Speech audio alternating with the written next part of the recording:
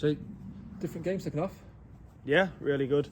We brought players on to go into channels a little bit more direct, and we've asked the players to come get on the ball. We looked really solid in the first half, really hard to beat and break down, but I think we could have created a little bit more going forward, and we did got on the ball. So then second half, that follows just after the red card, and you did have more possession. So how do you go about taking advantage of their man less? It's tough because at times it looked like we had too much time that we knew what to do with it. It was just like we was moving the ball so slowly, so we just put more ball players just a little bit deeper, just to get on the ball and try and move things a bit quicker. And we scored the first goal pretty early on, but then we switched off. We caused our own problems for 10 minutes, didn't move the ball quick enough.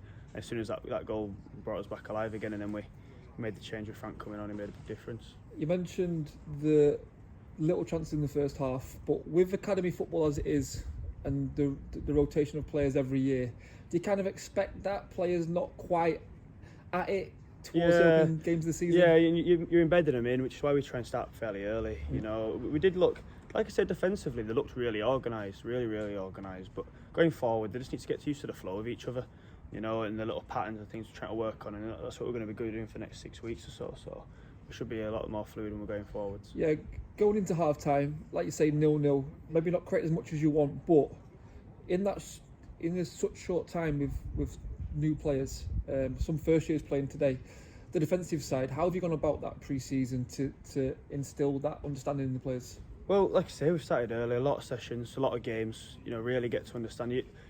Anyone can look good in training, but then when you get to games, we need to have different threats posed to us. So we played a lot of men's teams early on in pre-season, and we started to play younger teams which are better ball players. So loads of different threats, loads of different problems faced us, and we've kind of found a system that we feel like is best to deal with anyone in the under-19s leagues. The few first years that have played today come straight into the side. What have you seen from them in this time that's give you that trust to bring them straight in? Well, firstly, physicality. You know, as first years, it doesn't matter if they're 16-year-old, they're playing under-19s league, but they look like monsters physically. You know, they're dominating their areas, and they've been really mature as well with the balls they're playing. They move the ball as quick as possible. You know, and the boys that even didn't get involved in any of the first years, we've got a really strong first year group which we want to look after, because we feel like they're going to be a really bright future for us. So just one game in of the league season, of course.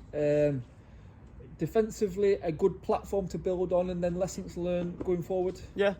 So we've played against 10 men for a period of time. We know we need to stay sharp mentally, but again, we didn't really, apart from the one goal that scored, which was our own errors. Really, we didn't really look threatened throughout the entire game, and the number 9 was decent as well.